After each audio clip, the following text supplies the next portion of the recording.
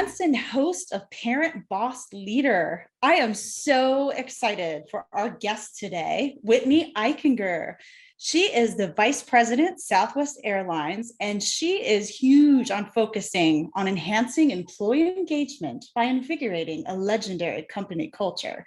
She is pretty cool, and you'll get to really hear her story during this podcast.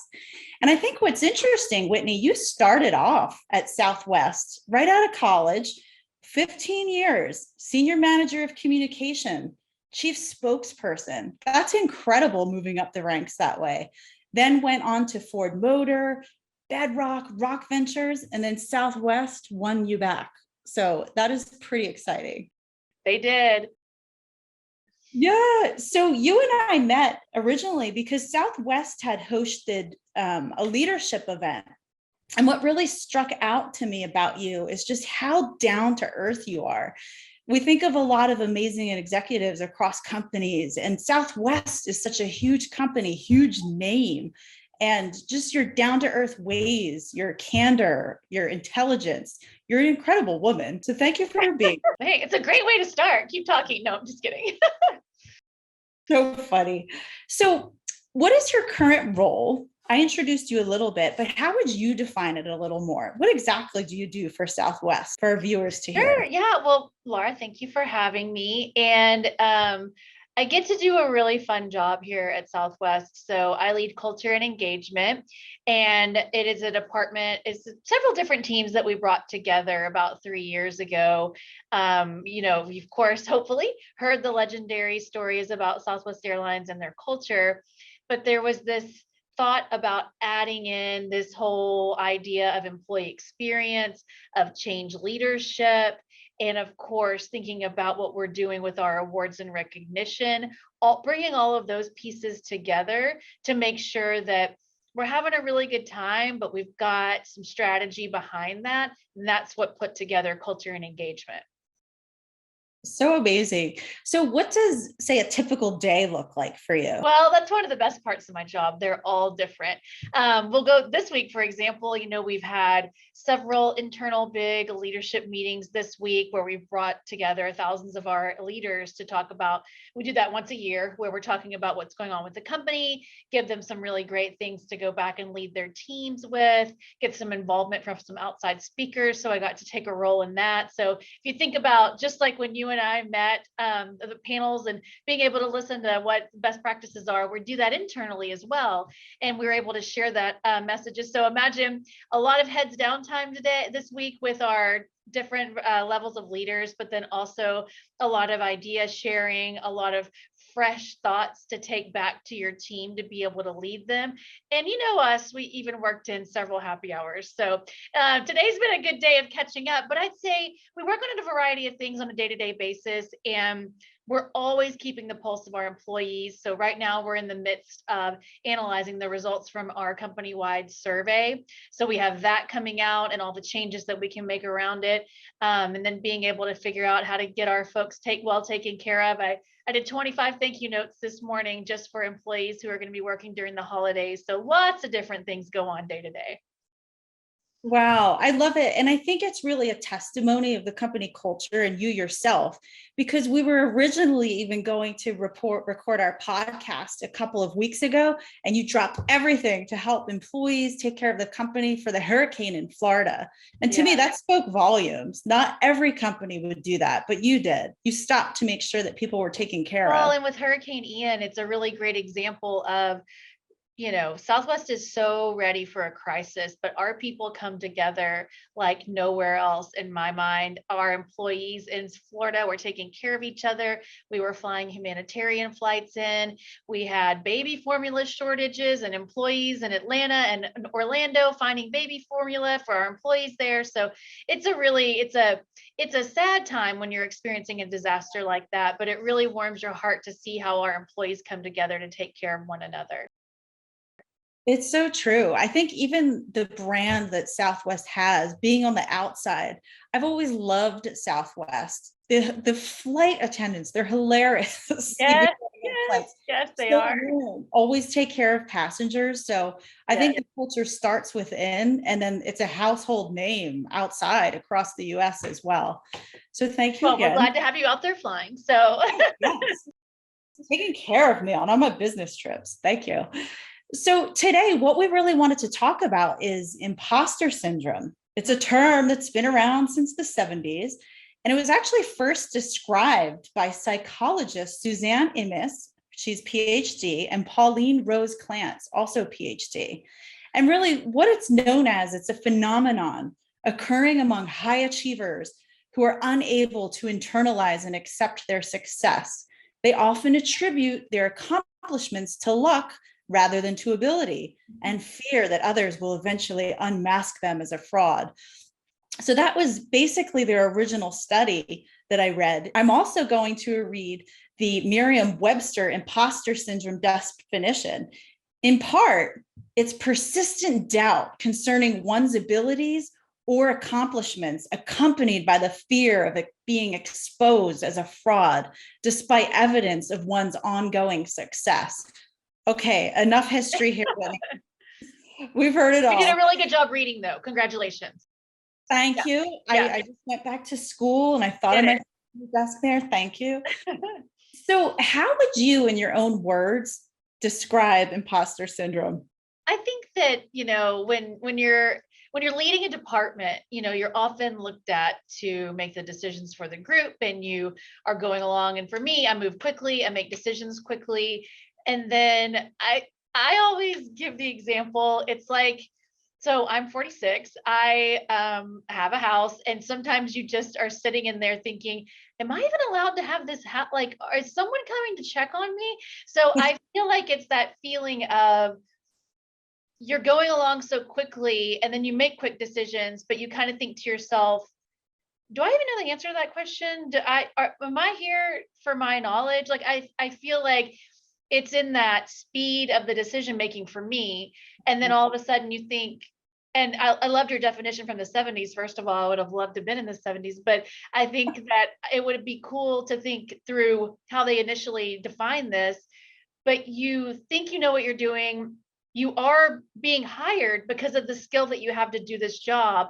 But every now and then, I think if you have humility in you at all, you think, I hope I'm making the right decision for this group or this project or our leadership team or my boss or the company. And so I think your core deep down wants to do what's right, and you want to make sure, because you're a human being, that you're making the right decision. And sometimes that catches you up in waking up some mornings and thinking, do I even know how to do this job?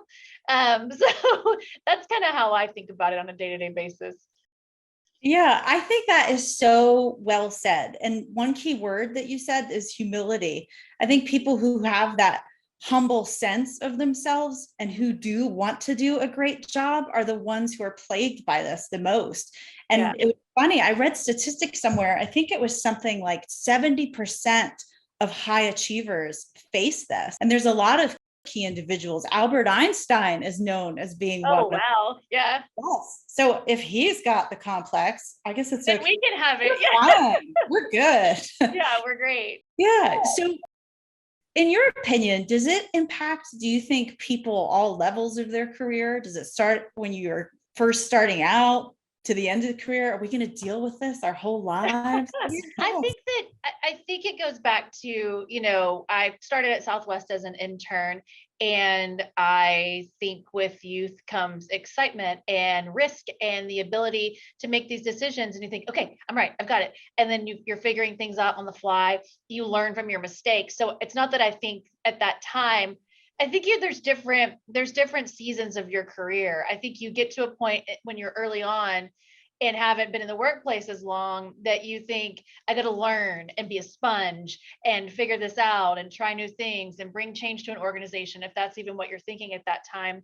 And then I think as you mature in your career, when you get put in a position of leading a department, or, like our CEO leading a company, the decisions you make have a tremendous impact. So figuring out how to lead your people and what they need to do a good job and what tools they need for success and what kind of feedback do they want along with the work, I think is where you get more into the balance of thinking about how to make sure that you're doing the right thing for the work and for the people. So I think it could happen to me any day. I feel like it happens to me more sometimes as you advance throughout your career, and whether that be, I mean, hopefully our doctors aren't thinking that, but other than that, I think that, you're just kind of, as you get more educated and you're having to balance the work and leading people, you want to make sure that you're taking care of those folks, and you feel as very, very, very responsible. So I feel like it's come around for me a little bit later in my career.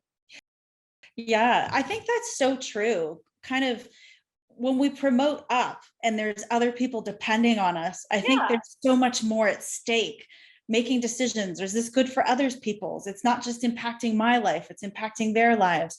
And the funny thing is, I would agree with you. I hope the doctors don't face it. I know. But, but it seems like the data is in the There's a favor couple of of roles that you want everyone to know what they're doing. But yeah, no, I I think too, and you and I talked about it before this, that, it's the same thing as having a 16-year-old. I have a 16-year-old, and he is, boy, he has the burden of knowing everything. And so that it's just it's a big burden.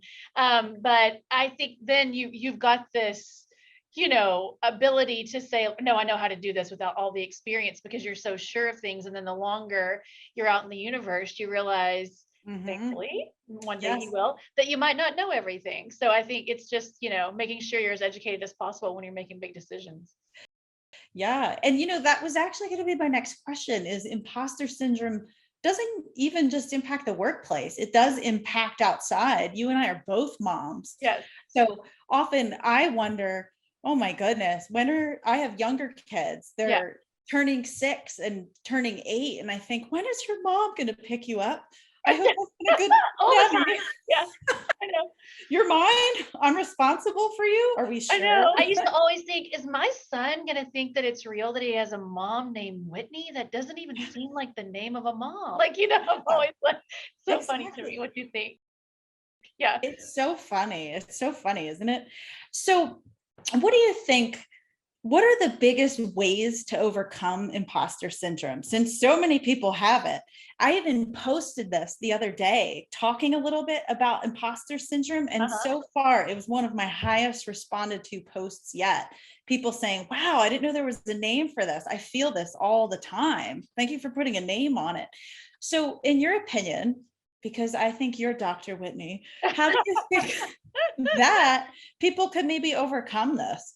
I think something I teach myself is, even when someone I'm having, a conversation with, that it's like, okay, I represent a part of the business that's important to us, obviously, and is backed by data, but we're not going to argue and report on it at our earnings report. So it's like when I'm sitting in a room and finance is reporting, and then I'm reporting, and then there's something else, and you're pushed or asked a question, I think that you're answering to the best of your ability. And then if you're met with adversity, something I do for myself is I realize they don't know what they're talking about all the time either. So I just kind of think about that, and I use that as an example. I think you have to know what you're really good at. I think you have to surround yourself with a team that complements what you're good at and is a good partnership for you on the things that you could be stronger in. But just, you remember a long time ago, we used to always focus on our weaknesses, and now it's like your strengths, which is better, because Yeah. sometimes I'm just not going to be able to learn to organize my,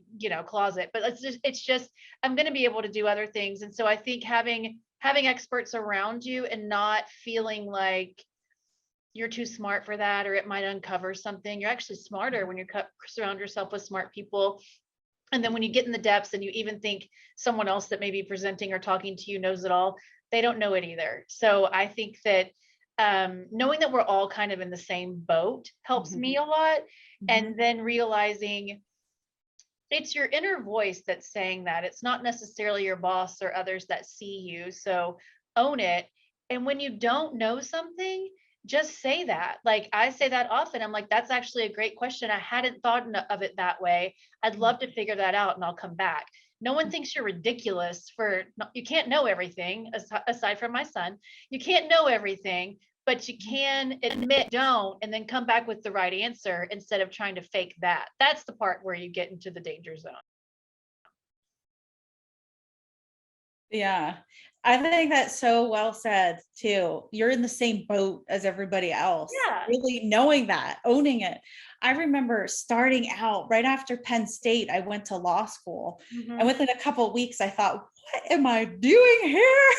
You Me? got in just like everybody else did. Yes. Like I did good on those SATs. I Yeah. got here. And I remember being in the different classes. And I remember just studying so hard, feeling so inferior. And I ended up getting the top grade in my See?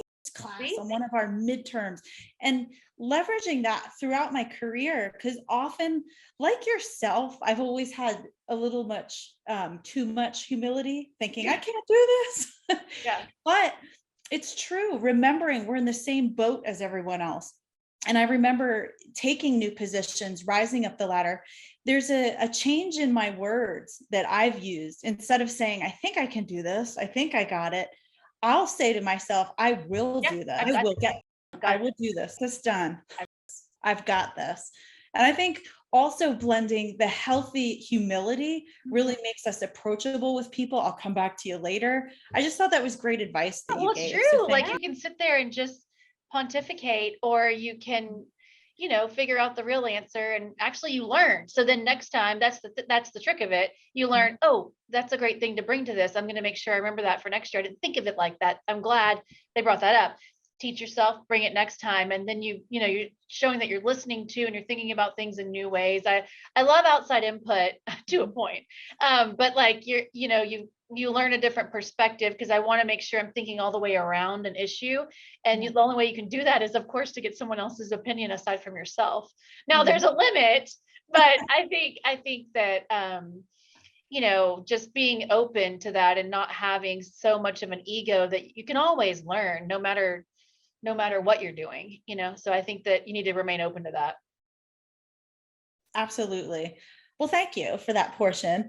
I wanted to switch gears networking on LinkedIn. Yes. I think you've really been a great example of that. You and I even connected after the leadership event through LinkedIn. You're highly responsive. And I wanted to talk a little bit specifically about networking on social media because a lot of people can tend to see it as busy work in their careers. However, it really can be an amazing way to advance. So I wanted to see from your words, your perspective, how do you feel like LinkedIn has really helped you throughout your career?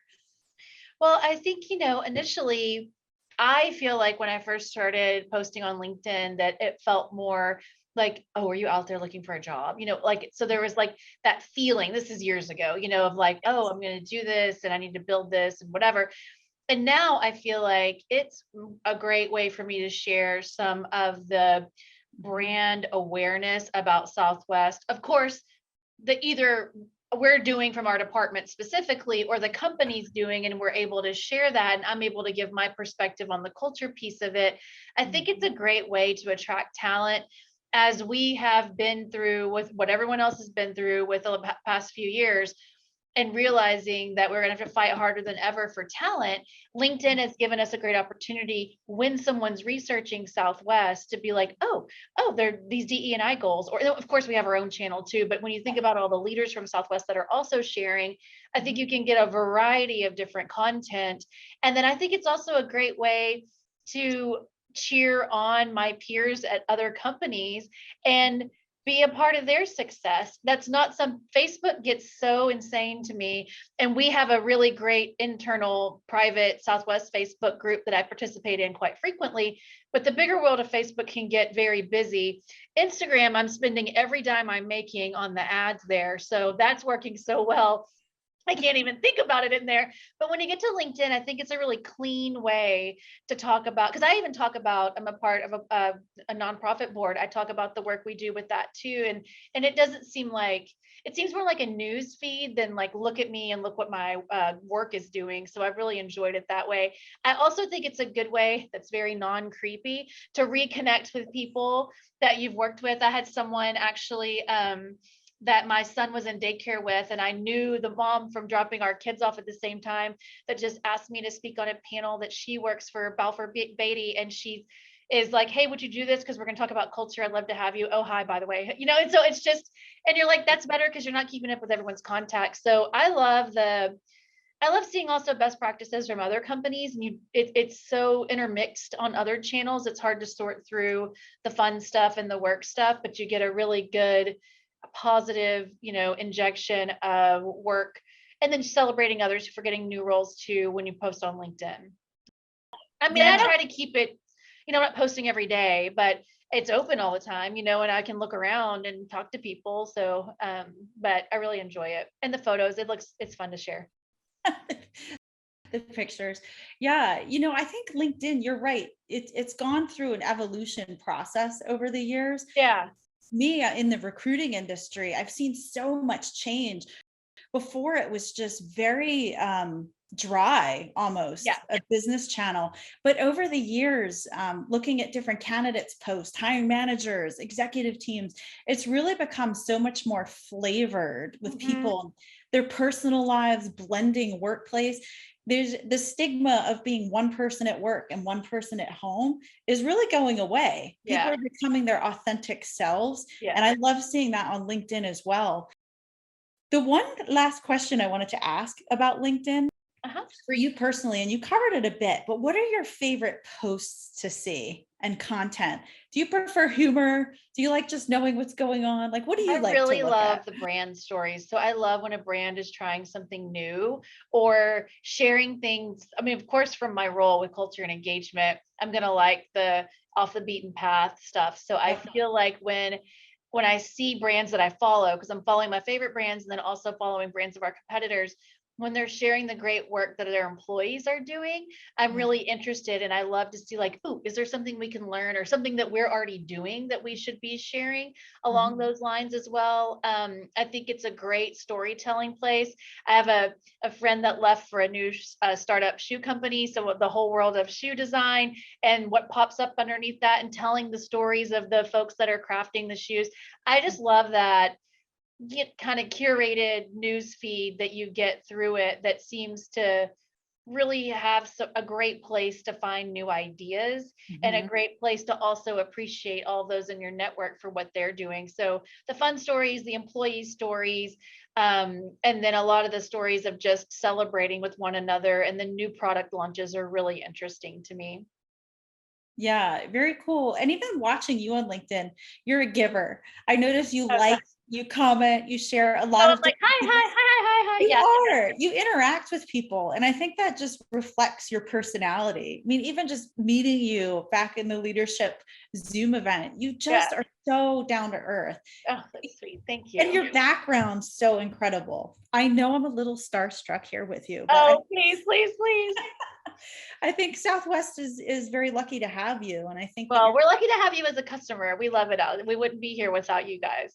oh, well, thank you. So appreciated time with you today. Is there anything else you'd like our listeners to know about you or any websites to see? Anything else you'd like to share? Well, I'd love for them to connect with me on LinkedIn, obviously. I'll have to give a shameless plug for hiring. We're always looking for great talent out there.